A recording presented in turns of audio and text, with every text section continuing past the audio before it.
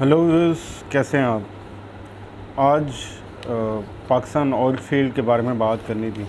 इसके fourth quarter का result आया और आल्दो इसकी प्रॉफिटेबिलिटी को हिट हुआ है कोविड-19 की वजह से, जो कंपनी की प्रोडक्शन पे इम्पैक्ट आया था वो मेन रीज़न बनी है।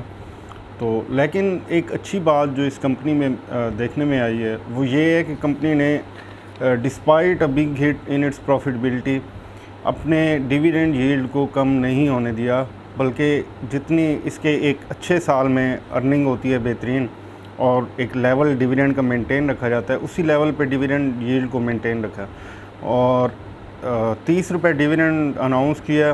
20 ऑलरेडी हाफ ईयर एंड पे एज़ यूजुअल पिछले सालों की तरह अनाउंस हो चुका था, मिल भी चुका था। तो ये मिला के उस 20 को ऐड करके डिविडेंड 50 रुपीज़ हो गया और ये बड़ा ज़बरदस्त डिविडेंड है। और आपको ये भी याद होगा कि ये शेयर 200 रुपये की रेंज में भी आया था, 220-15 इस रेंज में, और अभी 400 को क्रॉस कर चुका है। तो तकरीबन 100% with in a span of few months ये शेयर जंप कर चुका है। और जो इसकी बेहतरीन डिविडेंड देने की हिस्ट्री है वो इसके अलावा है। और इस शेयर की एक और मज़ेदार बात यह है कि इस रेंज में, इस प्राइस रेंज में आपको बड़े कम इस तरह के शेयर मिलेंगे जो 50 रुपये डिविडेंड देते हों, 40 रुपये, 50 रुपये। तो इस वजह से ये शेयर लॉन्ग टर्म के लिए बड़ा अच्छा है। और उसके अलावा लोग पूछ रहे थे कि OGDCL और PPL ये क्यों रुके हुए हैं। तो जैसा कि गवर्नमेंट ने अनाउंस किया, कुछ शेयर्स इनके ऑफलोड कर रही है गवर्नमेंट मार्केट में, तो उसकी वजह से एक सेलिंग प्रेशर बनता है। और लास्ट टाइम हमने देखा था PPL के कुछ अपलोड हुए थे कुछ साल पहले, तो उसका शेयर काफ़ी नीचे आ गया था। तो ये वजह है, वरना ये जो पेट्रोलियम की कंपनीज़ हैं, ऑयल कंपनीज़ हैं, तो इनके लिए तो बड़ा अच्छा था, बड़ी कम प्राइसेस पे मिलती रही थी इनको ऑयल। तो इसके अलावा और कोई वजह नहीं है।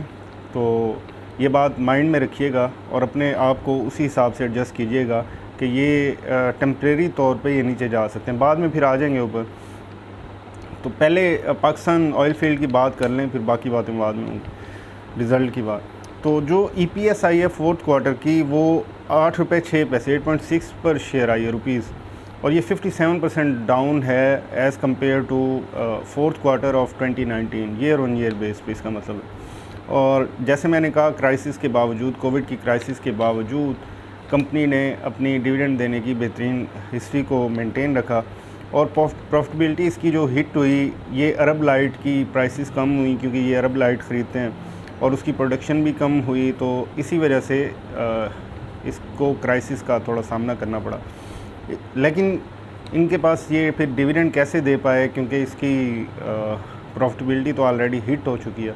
तो उसकी एक रीज़न थी, इस कंपनी ने, जो यहाँ पे फाइनेंस के लोग बैठे होंगे बड़े अच्छे अच्छे, तो इनकी बड़ी अच्छी पॉलिसी है। इन्होंने डॉलर के अगेंस्ट हेजिंग की हुई थी, और जो डॉलर एप्रिसिएशन हुई तो इनको बहुत ज़्यादा फ़ायदा हुआ उससे।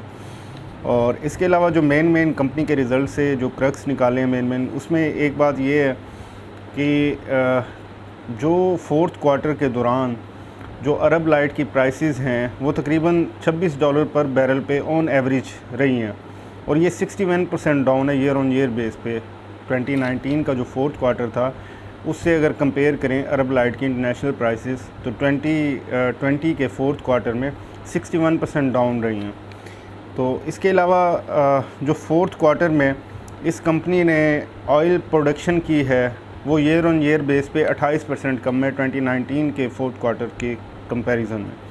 और जो गैस की प्रोडक्शन की है वो भी 28% डाउन है फोर्थ क्वार्टर को फोर्थ क्वार्टर के साथ अगर कंपेयर करें। LPG की प्रोडक्शन 26% डाउन है।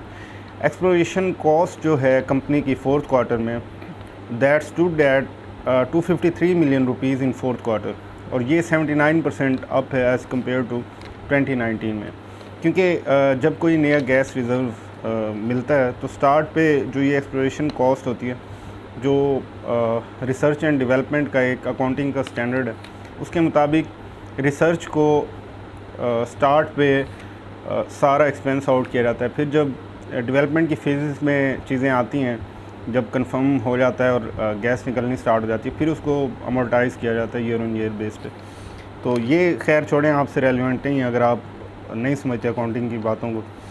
तो अदर इनकम है 73% down year on year base पे फोर्थ क्वार्टर के कंपैरिजन में, और उसकी रीज़न है lower exchange gains on financial assets. इस साल लोअर उनको एक्सचेंज गेन हुए, तो इस वजह से 73% वो भी डाउन है। इन सारे नेगेटिव्स के बावजूद कंपनी ने जो मेंटेन रखा है डिविडेंड देने को, वो कंपनी के लिए इसकी प्राइस को मेंटेन रखने के लिए 400 प्लस पे बहुत ज़बरदस्त है, और इससे भी ऊपर जा सकता है जब इसकी डिविडेंड की closing date, book closing date करीब आए। तो इसके अलावा थोड़ी सी अब बात करते हैं, जैसे मैंने OGDCL और PPL के बारे में बताया, ज़रा कोशिश रहिएगा। जो सेंचुरी पेपर था, आप वीडियोस देख सकते हैं, मैंने तकरीबन 2 या 3 वीडियो सेंचुरी पेपर पे बनाई थी, और इंडिविजुअली भी लोगों को कहा था 2 शेयर्स पे। उस वक्त तक बाकी तमाम कंपनीज़ काफ़ी ऊपर जा चुकी थी, बैंक्स एट्सेट्रा। तो एक तारिक ग्लास थी, एक सेंचुरी पेपर, और दोनों का टारगेट मैंने 100 दिया था। तारिक ग्लास 95 को मेरे ख्याल से क्रॉस कर चुका है, इफ़ एम राइट, क्योंकि मैंने जब लास्ट टाइम देखा था 95 से ऊपर नज़र आ रहा था। तो सेंचुरी पेपर 100 क्रॉस कर चुका है, और इसके अलावा 20% बोनस है, तो अभी मज़ीद ऊपर जाने का इसमें क्वेश्चन है। और ये ऐसी चीज़ें थी, क्योंकि ये कोई रॉकेट साइंस नहीं थी कि मैंने कहाँ से देखा।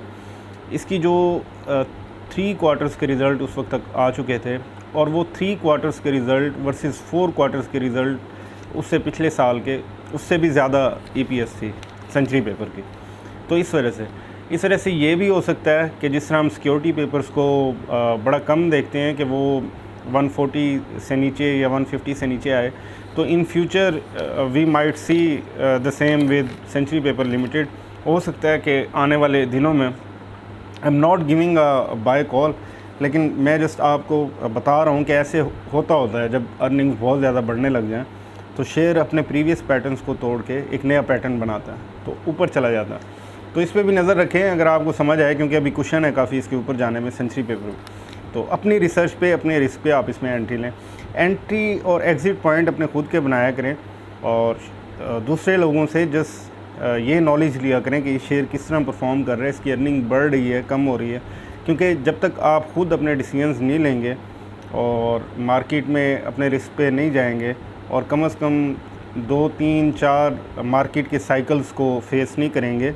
साइकिल से मतलब ये है कि डिप्रेशन होगी, रिकवरी होगी, बूम होगा, फिर रिसेशन होगी, फिर डिप्रेशन होगी। तो इस तरीके से जब बार बार मार्केट के साइकिल से गुजरेंगे, तो आपकी एक डिसीजन मेकिंग पावर भी बनती जाएगी, और आप रिस्क अवर्स नहीं होंगे, रिस्क सीकर होंगे, और कैलकुलेटेड रिस्क लेने की आदत बनाएंगे। और ये आज का सेशन था, और I hope you guys learn something out of it. Thank you very much.